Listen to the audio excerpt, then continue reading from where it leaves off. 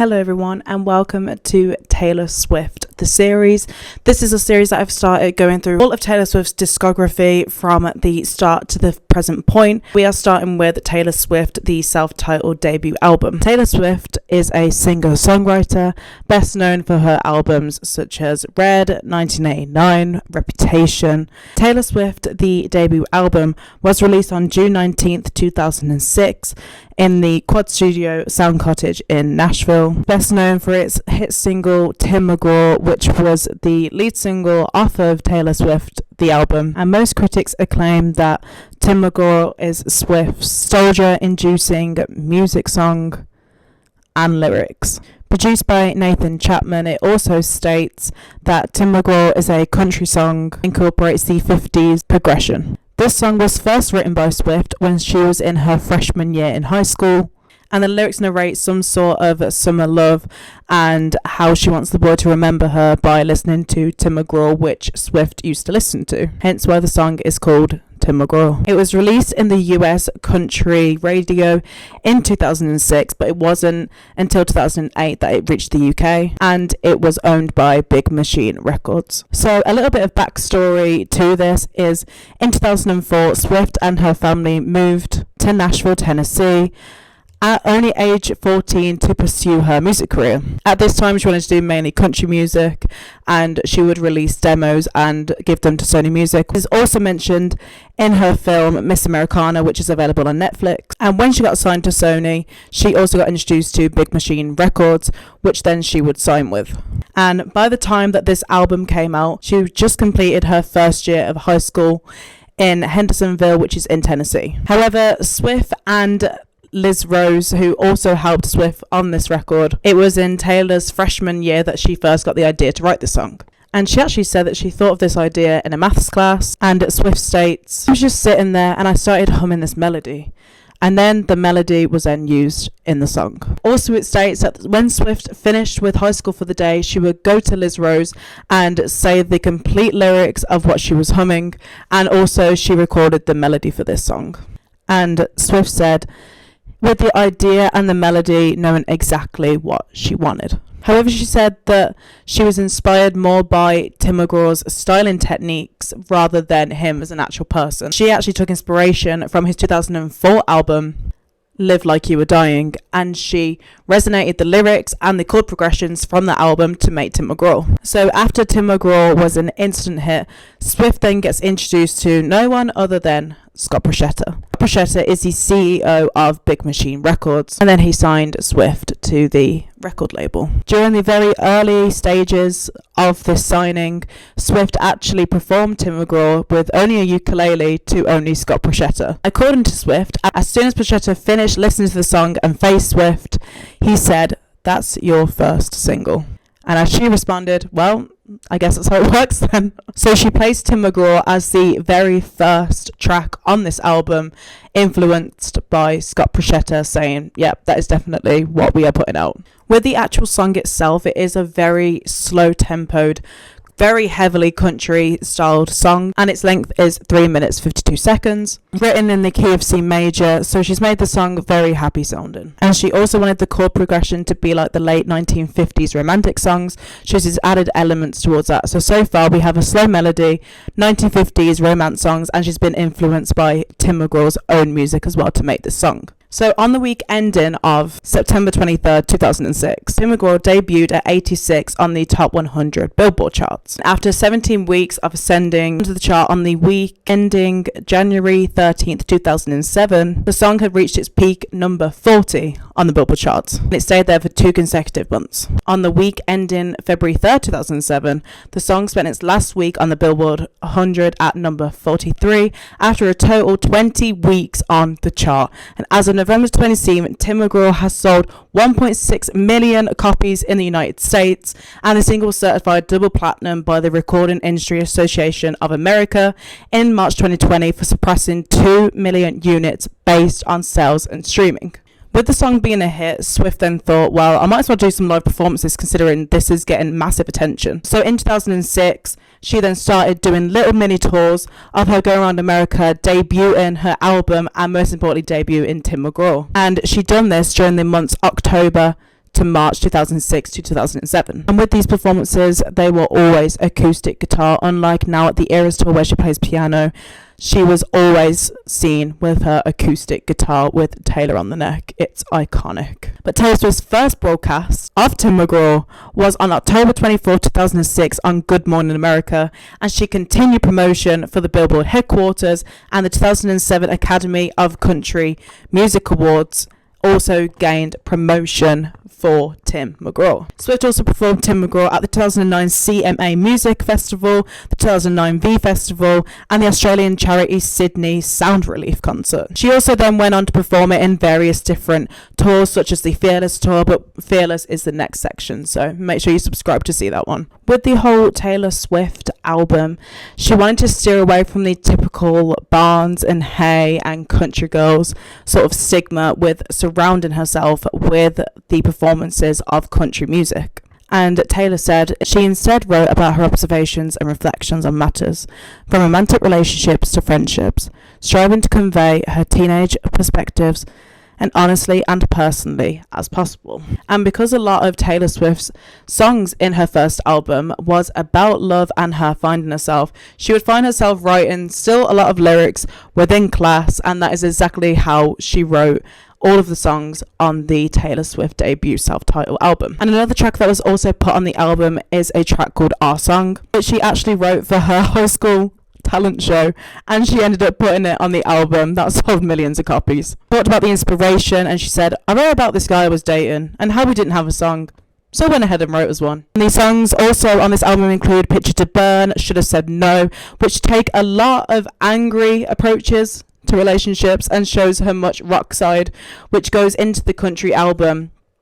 And it just creates this different narrative that just because you're doing a country album doesn't mean it has to be all sad songs. And she added some anger into that, definitely with Pitch to Burn and Should Have Said No. In the song Pitch to Burn, Swift is very angry about this relationship, and she continues to talk about this relationship and how she has all these pictures, and now that they've broken up, he is just a picture to burn. And the original lyrics include, go and tell your friends that I'm obsessive and crazy. That's fine. I'll tell mine you're gay. However, people had a bit of an issue with that lyric. So on the radio edit and different versions of the song, Taylor modified the lyric to, that's fine, you won't mind if I say. Heartbreak is a narrative that Taylor Swift uses a lot of the time for a lot of her albums and a lot of the different songs, and that is when she wrote Teardrops on My Guitar, about her experience with a classmate who she had feelings for, but this classmate was in love with someone else, which is why she wrote Teardrops on My Guitar.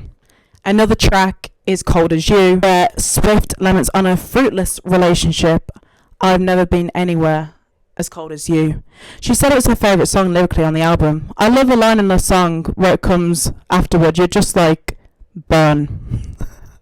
But on other songs mentioned in this album, Swift explores a lot of just trying to find a place in this world. After just writing this at just 14, 15, and then it being released at 16, you are going through a lot of changes during that time, and Taylor makes it very visible that she's just still a girl trying to find a place in this world. So that's where she wrote songs like The Outside at just age 12, and it describes the loneliness when she felt for a love of country music aligned from her peers. In a similar statement, A Place in This World expresses Swift's uncertainty about where she truly belongs. Another song mentioned is Tied Together with a Smile, the day she learned that one of her best friends had an eating disorder. The lyrics describe a girl hiding her inner turbulence. Swift commented, I always thought one of the biggest overlooked problems American girls face is insecurity. When you listen to this album, you will find a lot of twang vocal. She has a very heavy country accent, which over the years, unfortunately, she has just gotten rid of. I think we should bring it back, especially for Taylor Swift Taylor's version. You hear a lot of acoustic instruments, you hear fiddles, you hear guitars, you hear banjos, and I think that's what makes this so iconic, and you can see how much she's changed the genres over her discovery. And according to American songwriters Michael Cosper, Chapman's production was a distinctive sound, hard to categorize into a particular genre. Big Machine marketed the album to country radio regardless. Reviews from the Palm Beach Post and Chicago Tribune categorized Taylor Swift as country music. With the actual release and promotion of this album, Swift was heavily involved in the album packaging, designing the doodle graphics herself.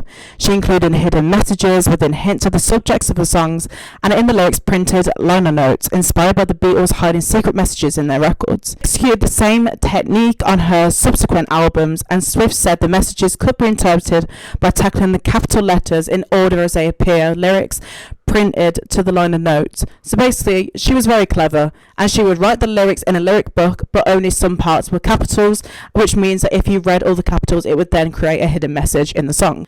Swift said that the messages could be interpreted by tracking the capital letters in the order they appear in the lyrics printed in the liner notes. In addition to the 11-track standard edition, a 15-track deluxe edition contains 3 original songs, which were I'm Only Me When I'm With You, Invisible, and A Perfectly Good Heart, and an alternative version of Teardrops on My Guitar, and an enhanced version which includes the music videos for Teardrops on My Guitar and the music video for Tim McGraw, which was released on March 18th, 2008. With the radio promo itself, I love how Swift used MySpace to interact with fans. That is just something that would just never happen now, and it makes me sad that so many people don't know just what MySpace is, and it makes me feel so old that people don't remember MySpace. So traditionally she used MySpace for radio promotion, and Swift used her MySpace profile to communicate with her audience, sharing her daily blogs and song information. Online marketing strategy boosts the album's popularity amongst teenagers and young adults. Swift and Big Machine Records decided to release Our Song as a single because of the positive feedback it received on MySpace. Throughout 2007 and 2008, 4 more singles were supported by Taylor Swift on MySpace. In addition to how much the fans loved MySpace, they also made Teardrops on My Guitar, Our Song, Pitch to Burn, and Should Have Said No 4 more singles because of the praise it was getting on MySpace. And all of them songs also peaked in the top Billboard 100 charts at the time. And it was also top 10 of the hottest country songs. With Our Song, Swift became the youngest person to single-handedly write a hot country song at number 1. Both singles were certified platinum, or more by the RIAA, with Teardrops on My Guitar 3 platinum and Our Song 4 platinum, selling over 3 million copies each. From August 2019 to January 2020, Big Machine Records released 4,000 copies of each of the singles from Taylor Swift vinyl on the 13th anniversary of the album. This was met by immediate backlash in the light of the purchase of the masters of Taylor Swift's first 6 albums. Again, there will be a video on that because that is just a whole other video.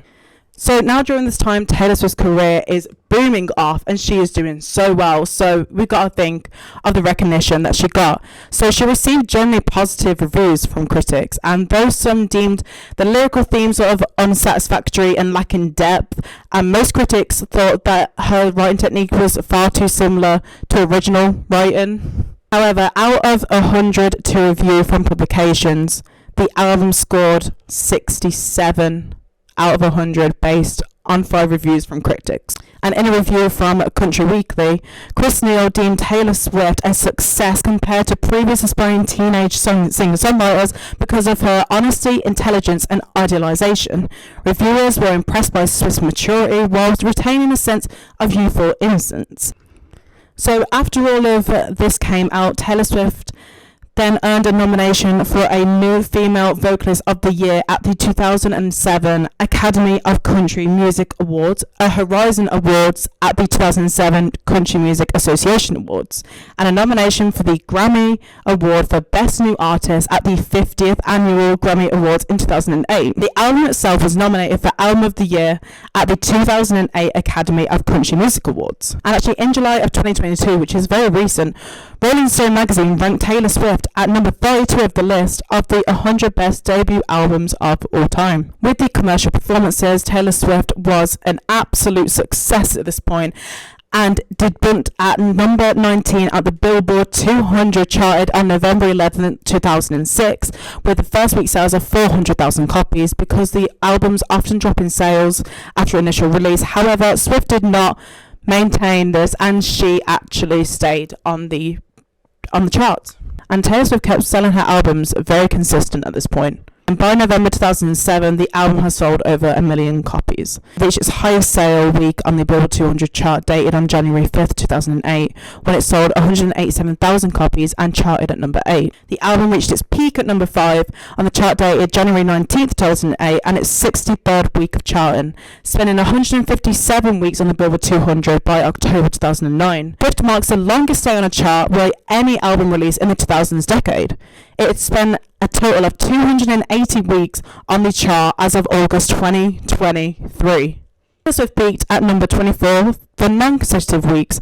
By October 2020, the album had sold 5.75 million pure copies just in the United States alone. Certified 7 times platinum by the Recording Industry Association of America, by earning over 7 million album equivalent units in the nation. In Canada, Taylor Swift peaked at number 14 on the Canadian album charts and was certified platinum by the Music Canada, which is MC. The album peaked at number 33 on the Australian charts in March 2010. It was certified by the Australian Recording Industry Association. In the United Kingdom, it peaked at number 81 on the album chart and was certified by the British Phonography Industry for sales more of 100,000 copies. The album had sold 198,000 units in the United Kingdom by October 2020. It also appeared on the album charts of New Zealand, peaking at number 38, Japan 53, and Ireland 59. So that this album is especially what made Taylor Swift the very country girl era, the very girl next door, and she just wanted to put her name out there, and my god, she put her name out there. It's also stated in the Miss Americana documentary that she has put on Netflix. It also shows clips of her and her mom going to Sony and handing in her demos, and her doing shows as a little kid singing the national anthem. It also shows very raw performances of when she was in this era and when she had just signed with Sony and when she had signed with Big Machine Records. So that is the end of a deep dive into Taylor Swift, the self-debut album. I hope you enjoyed. Next week we will be looking at the Fearless era, and thank you so much for watching. Please subscribe if you want to see a lot more Taylor Swift content.